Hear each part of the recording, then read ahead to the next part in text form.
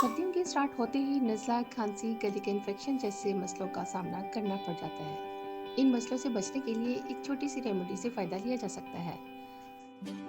एक पैन में 2 ग्लास पानी लें। पानी में 1 टीस्पून ज़ीरा ऐड करें। 1 इंच अदरक का टुकड़ा चॉप करके ऐड कर दें। बॉयल होने पर जब गोल्डन कलर होने लगे तो 1 कप में स्ट्रेन कर लें। 1 टीस्पून हनी ऐड करके अच्छे से मिक्स कर लें।